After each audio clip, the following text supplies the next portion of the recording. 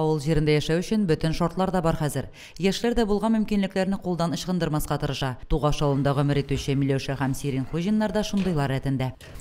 Авыл җирендә яшәгәчтән мал асрау шарт инде ул кирәк. Менә авыл җирендә яшәгәчтән күпләп маллар тотабыз, карыйбыз. Әти-әниләр асрыйлар дигәндә инде минем иптәшем булыша. Җәйлек кышлык карашалар инде җәйләрен пешәннәр әзерлибез. Күңелле инде авыл җирендә малсыз булмый, мал кирәк дип табам.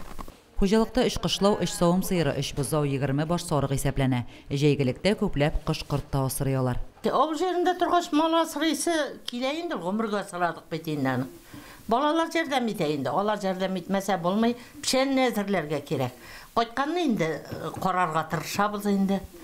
Яшь гаилә әти-әниләре белән төп йортта гомер кичерә, ярдәмләшеп үзара эшләгән хезмәт тәмле була шул. Хуҗалыкта җир эшләре, малларга азык әзерләү өчен бөтен төр кирәкле техникалары да бар. Гаилә башлыгы балаларның яшәү тәмен намуслы хезмәттә күрүләренә сөенә.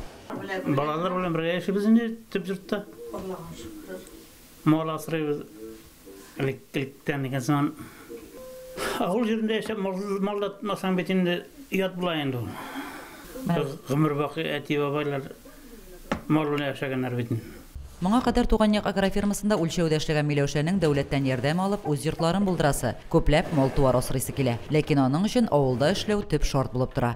Теләге булган кешегә хөкүмәт тә ярдәм күрсәтсен иде. Лилия Шәймиева, Динар Нуртдинов, Мөслим телевидениесе.